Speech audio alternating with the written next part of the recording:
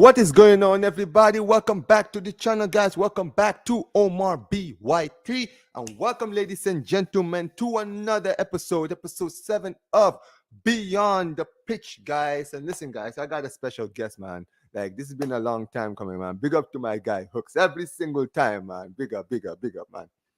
Hey, I don't know. I don't know about special guests, but I'm a guest nonetheless. Thanks for Nah, having me. man, no. Listen, man. You. This guy's listen. This guy's the next big thing, man. Listen, man. He's the new rising star in YouTube. All right, man. If you guys haven't seen it, man, my guy has been doing so many good work. He's been doing such good work recently, man. Like, listen, I've been enjoying your progress, and I'll say this, right? Both of our channels, like I started my channel earlier this year as well, right? Around the summer, and my subscribers went crazy just like yours, man. So listen, man, I know the feeling, man. So welcome to the channel, bro. Yeah, man. I'm trying to go for young player of the season this year at YouTube, man. I'm trying to go for young player of the season. So To be fair, hopefully I can be lifting the award. You get me? But there's a lot of. Do you know what? Yeah, it's what I like about the football YouTube space right now. There's a lot of good content creators, like at all levels. Like, obviously you got the guys, the big dogs, the guys at the top that are sick. Yes. But even like when you go down to the bottom, there's still like really interesting, really funny, and really intelligent guys that know a lot about football. So it's just humbling being able to talk to so many different people about football. I won't lie. So yeah, man, let's chop it up. Obviously, you know, we got the intro through the bro them north side. You know, obviously you got to big him up every time, and Every you get single me, time, man. bro. I'm obviously one thing you're probably gonna give me a lot of insight on is your team, innit? Because I haven't really followed your team in a while, but this season I'm gonna try and be at least a bit more aware of like different leagues football in it, because it's something that I'm quite bad at. I'm just like No, I hear primary it. international. So, but we try. We'll find some time. We'll find some time. No, listen, I hear it, man. Listen. At the end of the day, man, there's a lot of people who are like that in this space, right? You don't really watch outside of like the league and all of those stuff. So yeah, man, listen. At the end of the day, I'm one of the few, who do watch outside of my league. As you can tell, like I watch a lot of Premier League, specifically Premier League, right? Apart from La Liga, I watch a lot of Premier League. And look, you're right, man. Last time me and you were actually in the same space, funny enough, was actually on our side stream when we were debating, bro. We were talking about it was the Arsenal PSG game, right? And yeah, we kind of went a little back and forth. But at the end of the day, you know, since then, obviously, a lot has happened. You're still unbeaten in the Champions League, but you guys have had a few issues since the last time we spoke. The injuries kind of hit your club in the worst areas so far this season. We've seen like a lot of your key players getting injured, some of your players getting suspended. Obviously, your last game you did win against Shakhtar Donetsk. What did you think of the performance against Shakhtar Donetsk? I can't lie, yeah. I felt like I was watching paint dry, bro. Like, honestly, it was so boring to watch. Like, I was actually really disappointed. So basically, I looked at the Shakhtar game as like, obviously, no disrespect to Shakhtar in it, no disrespect to Shakhtar. But from what I'm hearing, they're not even doing really that great in their own league, in it. And I was looking at the lineups before the game, and I only knew one of their players. Well, technically two. So Matvienko and Sudakov, yeah. But outside of that, I had no clue who any of these brothers were in it. So my thing was, this is the perfect game for us to stat pad and get a bit of confidence, yeah. Bounce back to a degree, yeah, and go into the Liverpool game feeling like the guys in it because we just put a team in a big spliff. But the game was shocking. It was shockingly bad. Like, I can't even, outside of like a few clear-cut chances for Jesus, who don't even get me started on this brother. For me, this guy's finished, bro. Like, for me, he's finished in it. Like, I can't recall us really doing anything. And then look, I know technically not even technically, it's an own goal, yeah. Like, but that's like the level of luck that we had to even score, like I'm talking off the post to hit the keeper to go into the back of the net, Mhm. like that's poor. Like we should have easily, like in that first half, we should have easily been like, right, it's 2-3-0, going at half time, and then Arteta's got some decisions to make. Like, okay, do we bring on Wanyeri and Miles Lewis Skelly now because we're like 3-0 up, and we're not because Shakhtar didn't do anything. Like Shakhtar kept on giving us the ball back for free. Like they was mashing up their own chances. Like they was getting into areas where they could do something, and it was like, oh, you know what, we don't really want to score here. Have the ball back. So yeah, I can't even say it was a good defensive display because Shakhtar weren't really trying to do anything. So I'm kind of looking at that game, yeah. And I don't know how Arsenal fans are feeling, but that worried me. I won't lie, that did worry me, innit? And Yeah. I know Arteta's come out and he said, well, he said it. I think he said it after the Shakhtar game that Arsenal will be flying for the Liverpool game. I don't think we got any fuel to put into the jet, bro. Like, I don't know. I don't quite know where he's getting this confidence from. So yeah, the Shakhtar game, we should have done a lot better, a lot better. And I know there's a lot of Arsenal fans that are out there like, oh, but we won, and I'm like, but we was never not gonna win that game. Like Mhm. that game was always gonna be a win. Like I don't think there's anyone on the planet that thought Arsenal was not gonna win that game. But it's about the how do we win the game, and we scrubbed it out. We actually scrubbed it out. So we need to do a lot better, like a lot. And then considering, yeah, because I didn't get to watch it. I didn't get to watch it because I was busy between 6:30 and 9:30, yeah. But I Mhm. had obviously had a bet on, and I was like, "Bro, Barcelona scored again! Whoa, Barcelona scored again!" Like you, man, would just goal, a goal, a goal, a goal, a goal against Bayern, Against Bayern. and Arsenal are struggling to score one goal against Shakhtar. Yeah, man, there's levels to this thing, There's man. levels to this. Thank you, There's bro. there's levels to this thing, man. There's big levels. I mean, look, I'm sure you've seen some of the reaction from some of the Arsenal fans, like Noah said, like Lee and all of these people. I'll say this: you see, when it comes to you've mentioned it, Shakhtar Donetsk have been poor. They've been Yeah, extremely poor this season in Champions League and in their league. They're fourth in the league. They still haven't won a game. They lost at home 3-0 against Atalanta. Right yeah, now, here was my thing about the performance when I was watching your game. Right, I remember a few weeks ago, I was actually watching your channel and you were talking about the key players in your team who basically everything depends on them being on the team, basically, if you guys are going to do anything this season. And you yeah, mentioned Odegaard, you mentioned Saka, you mentioned Havertz, right? And I agree with the Odegaard and Saka comparison because I'll tell you why. Odegaard is your most creative player. When he suffered an injury, a lot of people were looking at it and saying, oh man, what are they gonna do now? This is like their key. This is like their best creative player, right? Who's gonna create the chances? Saka, to be fair, did step up, and he was, launching the crosses. You saw Gabriel get into the end of the headers, and everything was working out for a good while. When Saka suffered that injury, that's when you were like, all right, see now this is where the problem is. And this is what I think the biggest problem with your game against Shakhtar is. It's the same problem that you guys had against Bournemouth. There's no creativity in your midfield or anywhere else in your team. You understand what I'm saying, right? yeah, And you even saw it because you're right. If you guys had any kind of creativity, you should have been able to win. You should have been clear of Shakhtar. Shakhtar was there to be beaten, right? And the fact that you guys struggled to even score against a team like that is a worrying. It's worrying, right? yeah, Because you guys are going to be playing against Liverpool next, and yeah, when you've seen the form that Liverpool are in, they're yeah, not playing around.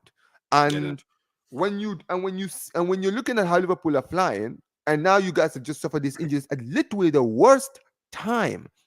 It's yeah, peak against Liverpool. It really is because can you win? yeah, On paper, yes, because you're playing at home, right? You can never discount Arsenal at home. However, if you're looking at this from a logical standpoint, you're looking at it and saying, well, if we are going to win, who is going to create the chances for Havertz to score? Who is going to be the one creating chances? Because we've seen Trossard has not been is not really been creating. In fact, he's been a On very bad that form. guy, man. That's what I'm Bun saying. that bun that guy. Do you know what? Yeah, bun that guy. Do you know what? Yeah, I can't. Mm, Like, look here. mm, This is my problem with Trossard. Yeah, this is mm, and this problem I have with Trossard, it extends to all footballers that are this way. Yeah, the brother can only do something if he's coming off the bench. Like, you only see the best of him if he's coming off the bench. To me, that's of no use to me. mhm. Because what about, like we are right now, we're in a scenario where you actually will have to start. Like, you actually have to start. What do you do? And don't get me wrong, like the first few games he played in the 10 and covered Erdegaard, I was like, cool, you did all right. But the problem with Trossard is he's not, I don't know if people agree, but I don't think he's naturally a creative player. Like, I think he's someone who more wants to score than someone that wants to create for someone else. Like, yeah, he can link up with players, but that's because he's technically gifted. Any technically gifted player can do that in it. But Mhm. he's more about finding those tight spaces, getting through them, and then finding a way to lick off the shot, whether that's inside the box or outside the box. He's very shooting. I give him shooting. Although he missed the penalty, which he shouldn't have been taken. Havertz should have been taken that. But I Yeah. just have there's a do you know what, for me, there's an air around Trossard this season, which is kind of making me think that maybe De Zerbi was right to kind of, to a degree, exile him from the team. Is he just seems like he's got a mad attitude problem. Like, he just seems vet. Hmm. Like, he just seems vet, and it's probably because he's not getting the game time. But then my challenge to him would be, whenever you've had the game time from the beginning, you've done fuck all. So I'm not being. Oh, sorry. I'm not being No, no, funny. no. You good, man. I'm not being funny. Yeah. Like, Hmm. if I'm a manager, yeah, and every time I bring you on from the bench, you do amazing. But every time I start you, it's like the distance is between the earth and the moon in terms of quality. Yeah, it's night Then and day basically. I'm gonna I'm you're gonna be a sub for me, bro. Like, cause I'm not here for you. I'm here to win for the club. Like, so, and the best thing for the club is for you to come off the bench. Now, I Mhm. don't like players like that. I want a player that, whether I bring you on from the bench or I start you, yeah, from the beginning of the game, you deliver. That's what. But then, even from the start of the season, the first few games of the season, I was speaking a lot, yeah, about the conundrum that Arsenal have on the left hand side, yeah, our Mm. left wing conundrum, which is Martinelli's dead, yeah, but but what we do is we put on Martinelli to, in the hopes of tiring out, that right side of their defense, and then we bring on Trossard, who then, because the defenders are tired, it's easier for him to unlock, and then he provides. This is the conundrum. So basically, I have to start a player who's not really effective, but all he does is run and tire people out, to bring on a guy who's super effective from the bench. But now I'm in a scenario where the person that is meant to be doing the hard yards for him, it's debatable whether he should be playing. So now you have to start. And now the left wing is looking tired, bro. It's looking so tired. So, and obviously we go back to the window. But yeah, so Mhm. sorry, I know I cut you off there, but I just had to No, get no, no. You good, bro. You had to good. get it Listen, out listen. there about Trossard, man. I can't right now. I can't stand the guy, bro. I'll be so real. No, you know what? I completely hear your point because you're absolutely right. Right. One thing I notice about Trossard is yes, he is one of those players who, for some reason, when he starts, doesn't really do anything, but whenever he comes from the bench, he always scores. Right. And I think because he's always good at coming off the bench, people don't realize maybe that he's a bench player. And look, I'm gonna be honest with you. I was one of the few where I was like, he should be given a chance, but I'm watching him now and I'm like, maybe you are a bench player, maybe you are a impact player. That is your best role. You understand what I'm saying, right? Yeah. And for me, when I look at your team, right, I I completely understand where some Arsenal fans are coming from when it comes to the manager. It's because I feel like right now, Arsenal are in a place where they need to strike while the iron is hot. You understand what I'm saying, right? Yeah. You guys are in a good place where you guys have a good defense. Your midfield is not bad, and you guys are technically scoring goals. However, right? you are in a good place where the rest of the league are not exactly near your level right now. You guys only have one challenge, which is City, right? And during this time is when you should capitalize and actually go and get the players that you need and you know is guaranteed that they're going to actually bring the trophies home, right? My thing is, when I listen to a lot of Arsenal fans, right, it's how I feel like they're trying to sell this some players as being better than they are. You understand what I'm saying? And sometimes that's where I listen to them and I'm like, this is why, right? Sometimes it's easy to throw your club because I'm sorry, there's certain players you look at and you're like, all right, this player can do this for my team. This player can perform like this. But when you see a player who you've seen for years not do anything, and you try to explain it as well, this is what they used to be, and then maybe if we sign them, they could be this. That's risky. You understand what I'm saying? You don't want to be that team that's always good. That's why, unfortunately, buying Havertz, buying getting Sterling on loan, right? All of these players, instead of going out there and getting players like a Jokeres, who you know we've seen that in Europe he's doing well. He's doing well in this, in the Portuguese league. You see Ivan Toney, right, who had a start record in the league of scoring 20 goals, right? No, You fun, see fun, all fun, of these Tony. players like now, even if you don't want Tony, it's just these are just options, right? Someone like Kudus before he went to West Ham, right? When he was at Ajax, very very good player over there, right? And you were thinking, all right, these are all good players who can actually do a job. You understand what I'm saying? I disagree with you on the Havertz part, though. I don't think you can. Mm, I don't think you can. This is the one thing that I would never concede in a battle. Yeah, mm, is Havertz in it because for one, we signed him as a midfielder. mm.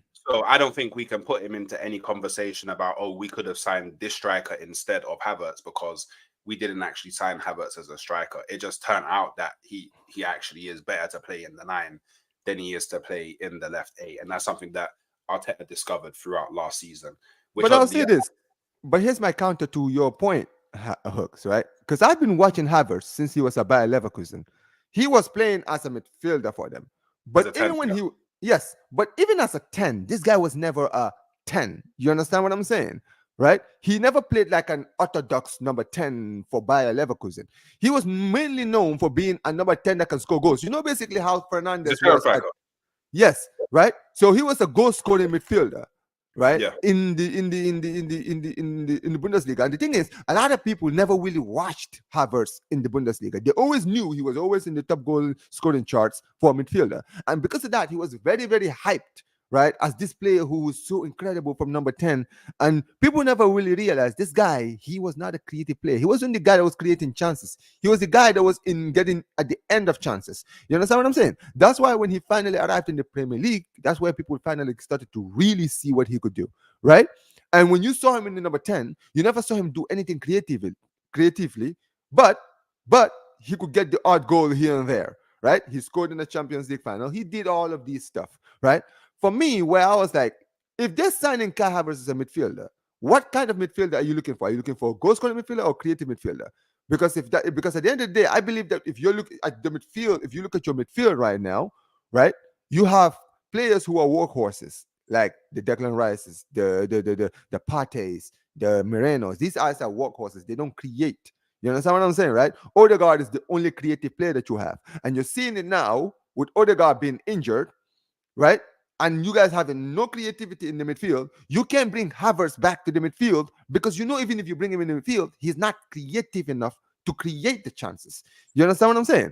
But so I firmly believe that we didn't sign him for creative reasons. I believe that we signed him to this is what I think that we signed him for is Arteta saw what Xhaka was able to do from that left 8 while acknowledging that Xhaka's not big up.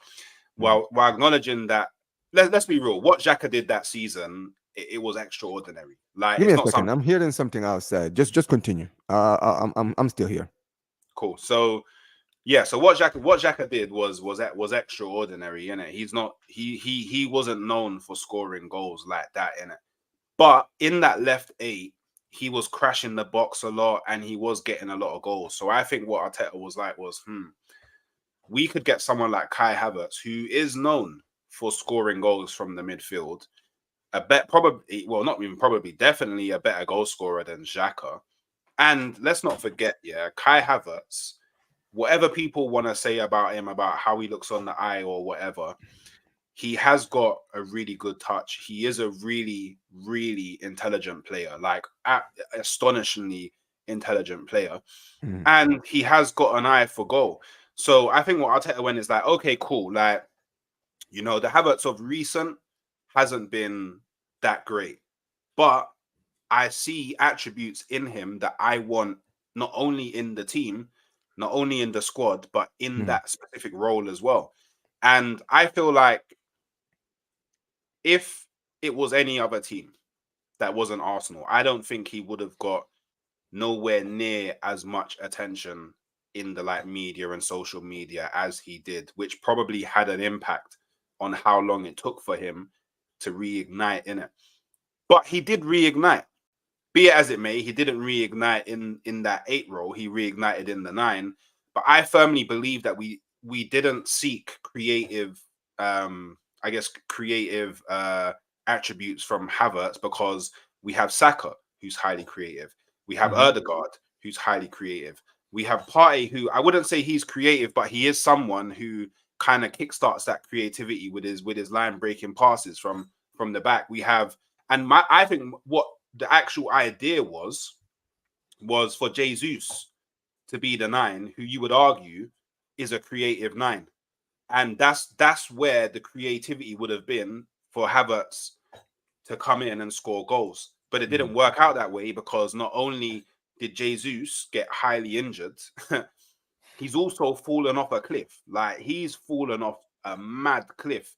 So we're kind of in a position where what the kind of idea behind Havertz, it's really difficult to execute right now. And you saw it in the game against Bournemouth. It's Mm, very difficult to execute right now because Havertz was in a position where he was on the pitch and there was nobody creative around him. right. So you're literally, so when there's nobody creative around you, yeah, and I feel this is where people harshly judge him. Mm, Everybody knows he's not a traditional number 9. Everybody knows this. But mm, then everybody will hit him with that same stick, full well knowing he's not a traditional number 9 and full well understanding that there was no creativity around him. So what is he meant to do? I firmly believe in that scenario, even though he was kind of exiled from the game as well, just by how the flow of the game went.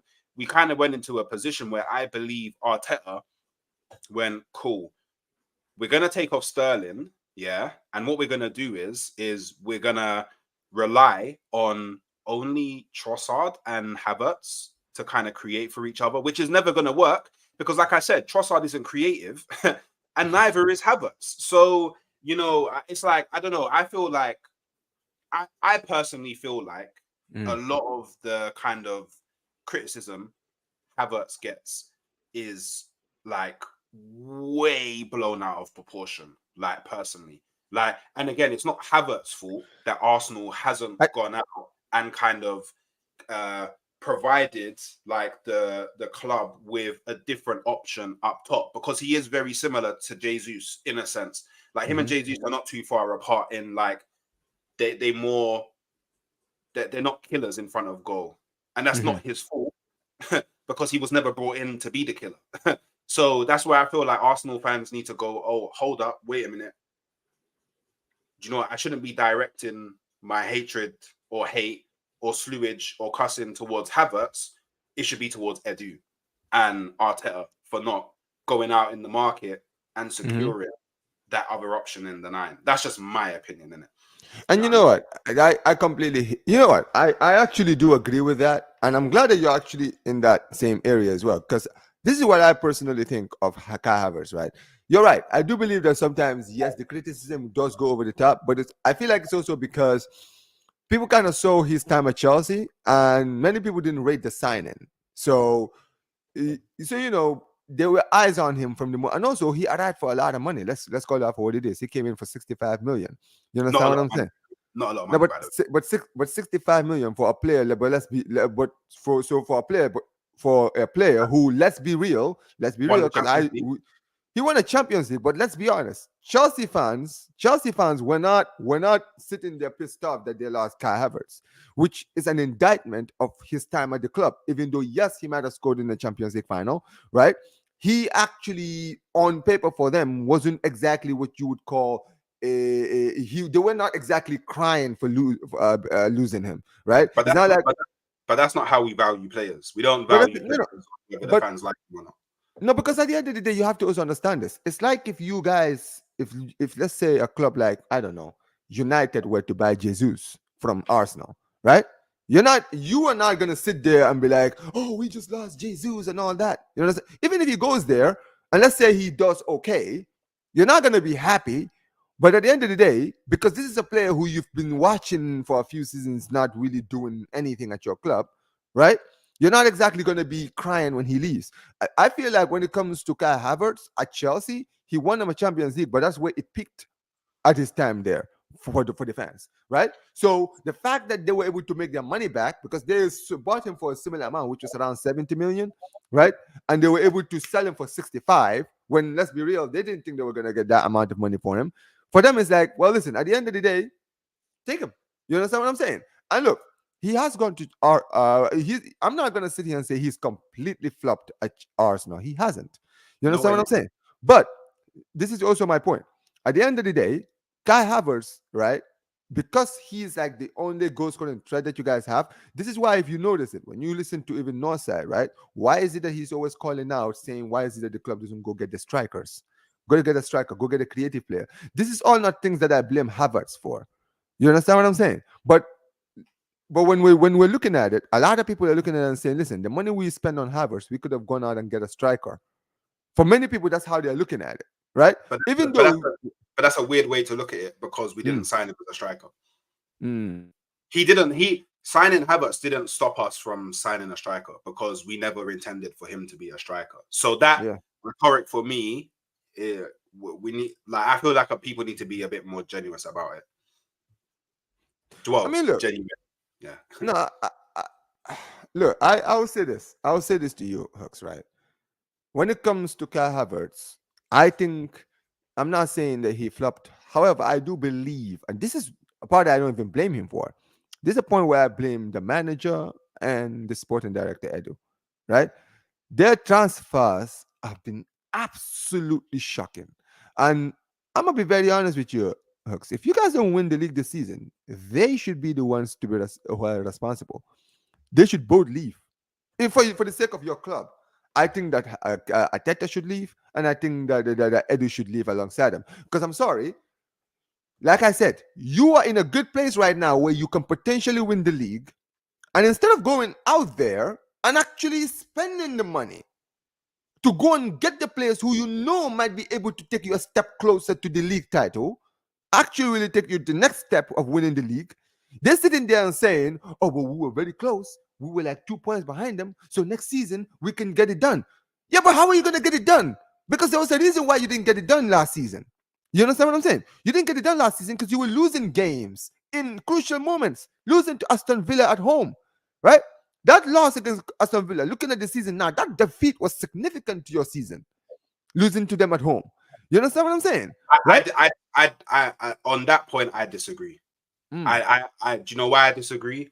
Because I understand how life works in it, and mm, so where we dropped 3 points to Aston Villa, yeah, there is nothing that guarantees that if we won against Villa, we would have gone on the exact same run that we went on after losing to Villa. No one can say that for certain. mm, And yeah, people were telling me that we was going to go away to Tottenham and drop points and go away to Manchester United and drop points. So nobody can say for certain that if we win against Villa, we carry on that same win streak that we went on to. So yeah. I personally think it's a bit of a lazy argument. Where I think Mm, we in hindsight we mashed up our season was mm, the run that we had in December, where I think we lost to Fulham, we lost to West Ham. There's someone else in there that I think there's someone else in there that we lost to. I can't remember who it is, but we had a dreadful December. Our December was so bad that Arteta was like, you know what, lads, we need to go on holiday to Dubai. That's how bad our December was. So I don't think that the Aston Villa is like it's in isolation, in it. Like it's a result here or there, in it. You and the thing is, yeah, people forget, yeah, because like we've all been watching football for years. Mm-hmm. It's only really since Man City's domination that people have seemed to forgot that it's like it's normal for teams to lose games. Like it's like teams drop points during seasons.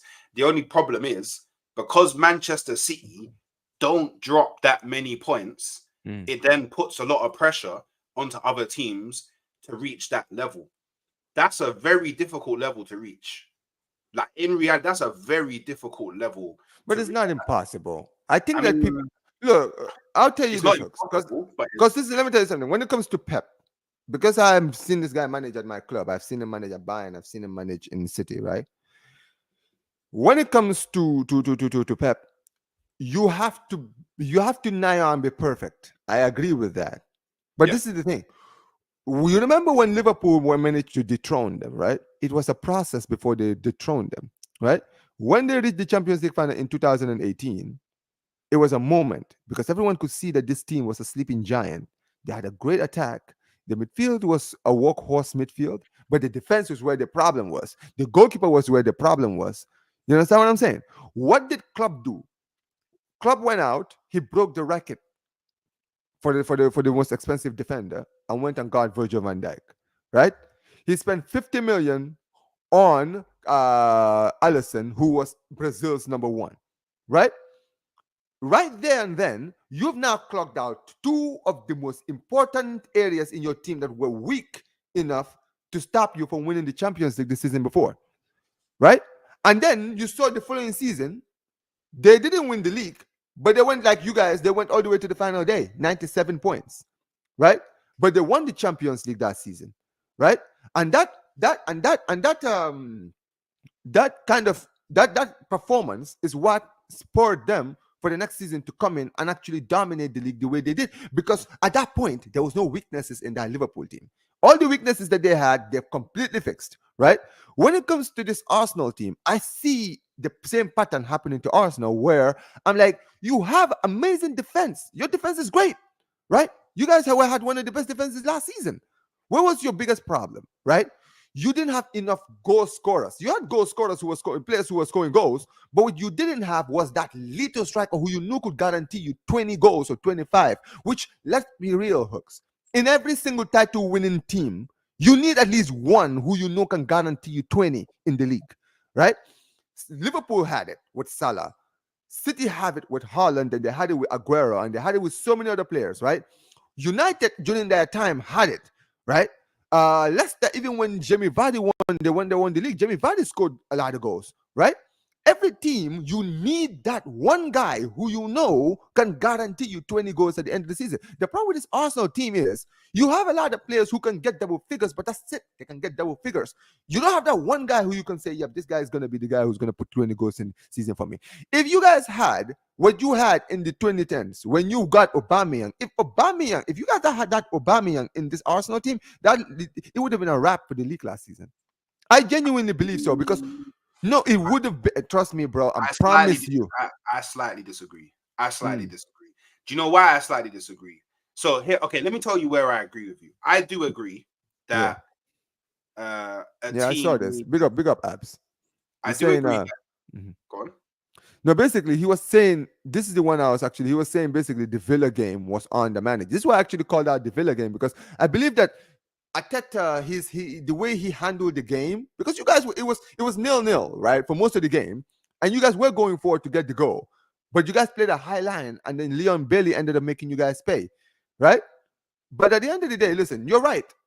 I use the Aston Villa as the biggest example because that was around the end of the season. However, you do have a point about last season around December. See, you can always point fingers at some points of the season because, like I said, you were what 2 points behind them, which means that the defeat against West Ham, the defeat against Fulham, all of those defeats, right? If you had avoided defeats in one of those games, just one, things could have been so much different. You understand what I'm saying? And It's not it's easy. it's Mm, not a goal scoring problem. This is mm, why I disagree with you. I agree a team needs a talisman. A Mm-hmm. team needs someone that when they're in the tough moments and they need someone to pull them out of those tough moments, that their talisman is there. Like Mm,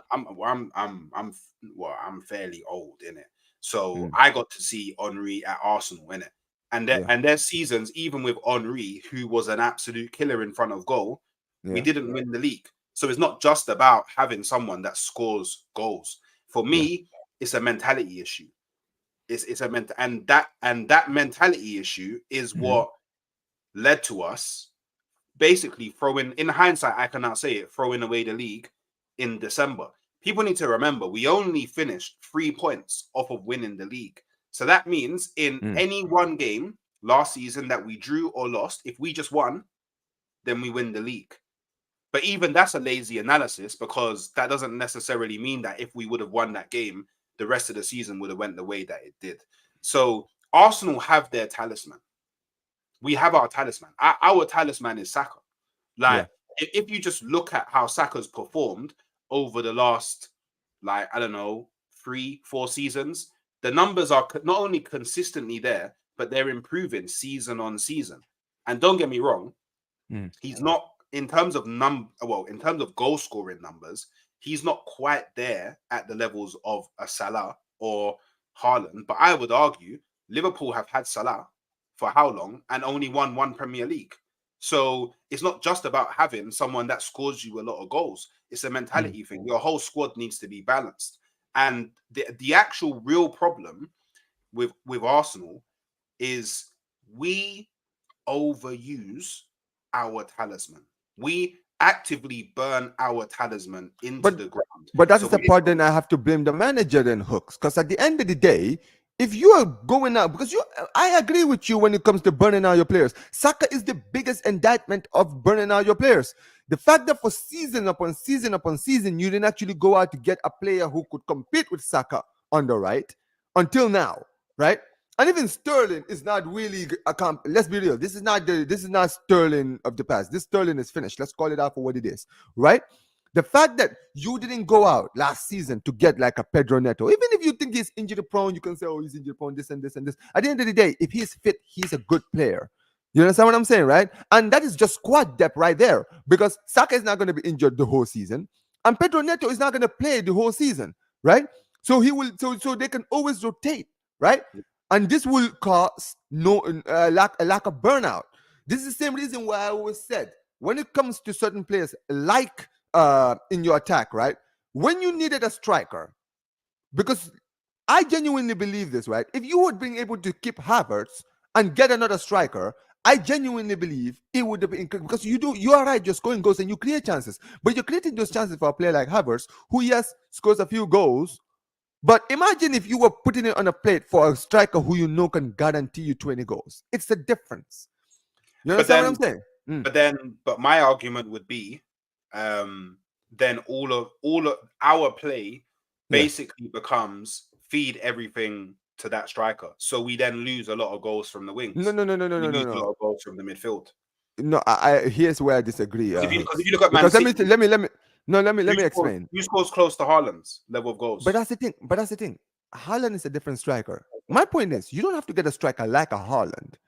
You see someone like Gyökeres. Gyökeres is not like Haaland. You know what Gyökeres' biggest strength is, and this is why a lot of people were banging on the Gyökeres bandwagon. You want to know why? It's because if you watch this guy at Sporting, right?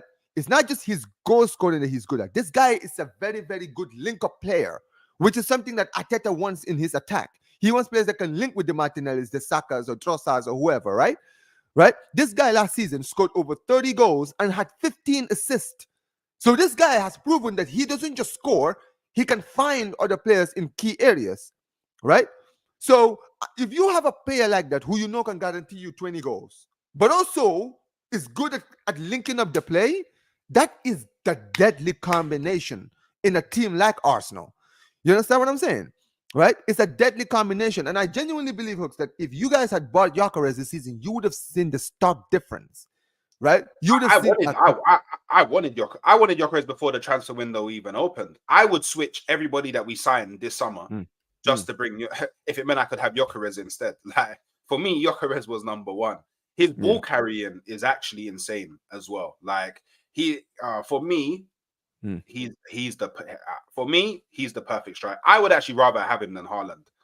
That's how much I like Gyökeres as a striker. So, but yeah, man, we fumbled it, and now he's probably gonna go Man City. I'll keep it 100.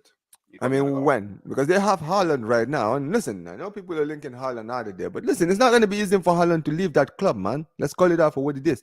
And listen, I'll say this very quickly. You see, when it comes down to Arsenal, right? I've already said to you, and we actually had this debate when we were on Northside Stream, right? Where I said, a lot of the reasons why a lot of Arsenal fans who are not as optimistic as other Arsenal fans, there's a reason why. It's because for the last 2 seasons, we've seen the same pattern of this style of start to the season, right? Until we get to a certain point in the season, and always for some reason, when Arsenal get there, they always stumble. Now, those fans, I would like disagree. Northside, no, but this is my point. My point is, people like Northside, when they're critical of this club, they're waiting for that time in the season to arrive to see how this team handles it. If they handle it differently from the way the previous teams handled it, then maybe they can say, all right, maybe there's a few, maybe this is the difference, right? We But for handled it many, very well last season.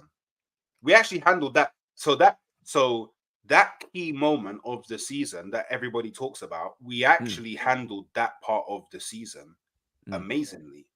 People forget we only lost one game after January. Only one. I'm sorry, like for me, if we're only losing one game, yeah, we had mm, something stupid like in 18 games, we won 16, drew one, and lost one. I'm sorry, mm, but that is absolutely insane form. So for me, that pattern isn't there. The season before, the 22-23 season, mm, I could see the pattern because we started off the season scintillating, but then we fell off. Whereas last season, we started off very similar to how we started off this season. Very slow, very underwhelming. People are thinking, oh, when is Arsenal going to kick into gear? They're playing some scrubby football and just grinding out wins. And then after January, we clicked. So I'm just waiting again for the point that we click. That's all I'm waiting for. And this season, mm, if we click, so if we click the same way we did last season, mm. this is what people don't realize. We would have already gone away to Man City, gone away to Tottenham, gone away to Newcastle, gone away to Chelsea, gone away to Aston Villa. Mm. Everybody, the only hard away game, yeah, quote unquote, hard away game that we have for the remainder of the season is Liverpool. And that's game week 35. It But could that's all be so, done. It could all be done by then. but you're saying that, but then again, it's a crucial time. It may not be done by then because It could this all be, Liverpool, it could all but be done by then, bro. Hooks. You're seeing the way Liverpool are now, right? People expect this Liverpool team to eventually maybe fall off because it's honest last first season. But what if they don't? What if they don't? What if they are where you are with you guys alongside City around that time of the season? Then guess what? That game 35 will be more crucial than any game of the season because you guys might be challenging for the league. They might be in the challenge of the league, or maybe it could be potentially be a title decider. It Do you could. understand what I'm saying? That And works out in our favor. That works mm, out in our favor. Because think about it. That works out in our favor because the problem that we had last season and the season before is it was only Arsenal versus Man City. mm, It actually puts more pressure on Man City if the likes of Liverpool are flying high, the likes of Arsenal are flying high, the likes of Chelsea are flying high, the likes of Aston Villa are flying high. So Man City's got more opponents to think about, and these teams, when they play Man City, they mm. actually cause them problems. That's the problem that we had last season. Is teams were going up against Man City, and in their minds, yeah, they already lost the game before they kicked the ball. But That's that's a, easy but to see. see that's the thing. But why is it that they think this way? You got to understand also, Hooks, right? History sometimes teaches a lot to the teams. The problem with a team like you see when you see Madrid in Europe, when you see Real Madrid in Europe, right? Because they have this thing where just when you think they're dead, they will always find a way to figure out something, even if it's the last moment of the game, right? That stays in the team's head when you play against them because you just know these guys never die. You understand what I'm saying, right? So The problem with City is City have that fear factor where, as a team, as the opposing team, you can come in with a little bit of confidence, but because you know who you're playing against, you have that fear factor in your head of these guys always find a way to figure it out. You understand what I'm saying? And the problem is with Arsenal is this: even though Arsenal start the season very well, for a lot of times, people always see you for the last 2 seasons falling off.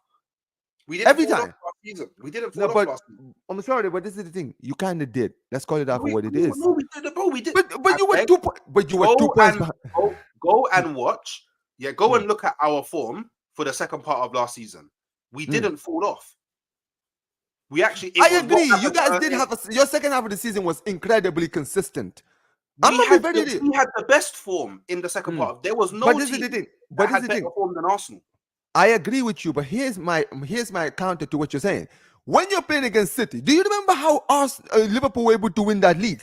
Liverpool went on one of the maddest winning runs that we've ever seen in football. Let's be real. This guy went from literally the beginning of the season all the way to February without dropping a single point. You understand what I'm saying? So again, Hmm. this is where I ask a lot of fans to be genuine, yeah, when they Hmm. talk about the season that Liverpool won the league, yeah.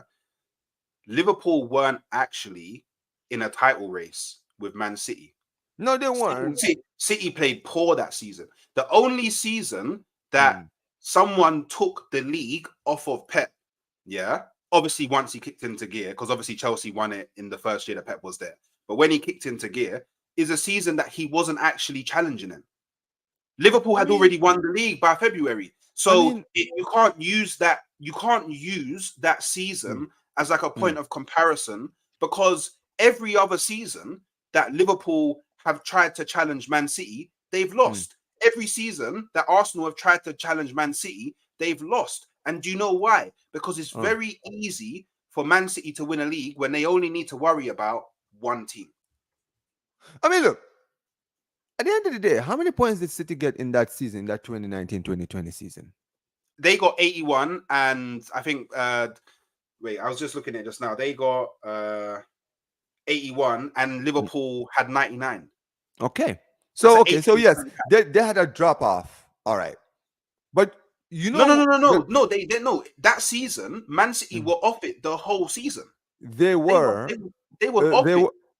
were but this is the thing. So also Hooks. You remember when City went on that Centurion season, right? That season when they were going on that madness, everyone was looking at City thinking, these guys, no one's gonna catch them. They're just ridiculously, they're just up there.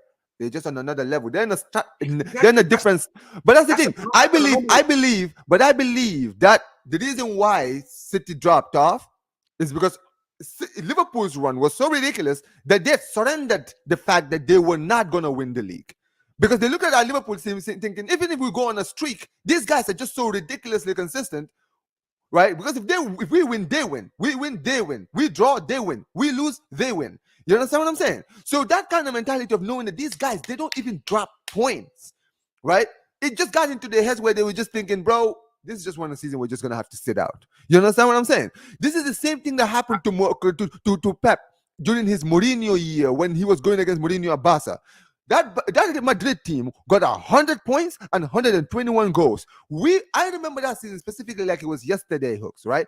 I was watching this season knowing around February that, bro, it's a wrap. I knew. I was like, dude, this Madrid team is a joke. This team scores like 5, 6, 7 goals every single game. I was like, yo, who's stopping these guys? Even if we beat them in the El Clasico, they're not losing. You understand what I'm saying? They are Yeah. not losing. These guys are not a stratosphere to where we are, right? And that's the thing with Pep. That's the thing with Pep. When it comes to Pep, right? You need to be nigh on perfect. I agree with that. But we've seen with Klopp and we've seen with Mourinho that yes, he can be beaten. And the only way you beat this guy is to look at where you went wrong the season before and fix those issues. Do you understand what I'm saying? Right? Mourinho, that's what he had to do when he was at Barca, when he was at Madrid. He was looking at that Barca team thinking, bro, what was the problem with what I did last season? He looked around and said, oh, okay, we're gonna fix this area, fix this area, fix this area. Next season, we go. Let's go. You understand what I'm saying? That's what Mourinho, that's what Klopp had to do. Because Klopp, for years, when he was just going on that mad goal scoring run, everyone was sitting there saying, you guys are good going forward, but your defense is shit. Your goalkeeper is shit. Right? And then they said, all right, cool. Let's go get a goalkeeper. Let's go get a defender. And then there you go. They just went on a run. I believe it's the same thing with Arsenal. This is where I'm going at. I believe that with Arsenal, you guys have the tools to go and win the league, right? But like I said, I think that you guys need a more consistent striker who can guarantee you 20 goals. That's what I think. I think that you need another creative player in that midfield because that midfield is full of workhorses, but you need another guy apart from Odegaard to create chances as well, right? I know Saka is but I think that you need another creative midfielder, not a creative winger, because Saka can do the job creative wise in the attack, right? But get another creative midfielder alongside Odegaard, who can play in the 8 alongside Declan Rice. You understand what I'm saying? So that when Declan Rice gets the ball, give it to him, and that guy creates alongside Odegaard for the chances for whoever your striker is to score the goals.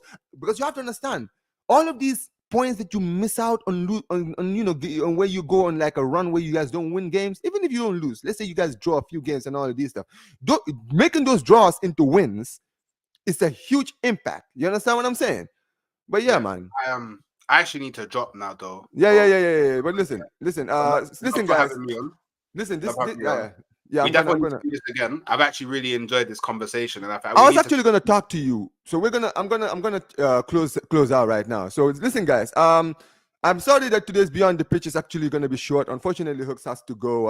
Appreciate you for being here, for taking our time out of your day to actually come in. Guys, big up to everybody who's actually locked in right now. A lot of you actually started coming in when the conversation started getting better. It's crazy, right? Because it was slow, but when we started debating, everyone started coming in, man.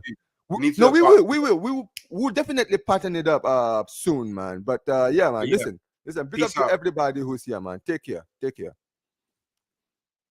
But listen, guys. Look, guys. Yeah, like I said, today's Beyond the Pitch is gonna be very, very short. My guy today, unfortunately, has to Hooks had to go and deal with some other stuff. But look, I'm gonna be live in probably 2 hours from now. I'm gonna be doing the preview of the El Clasico, man. So make sure you guys are back here. I'm gonna be doing this with Hooks next time, man. We're just gonna have to do it a little bit earlier so that we can go a little bit longer, man. But big up to everybody that's here, man. Make sure you guys smash the likes before you go. Make sure you guys subscribe, turn on notifications, and peace, you guys. Take care.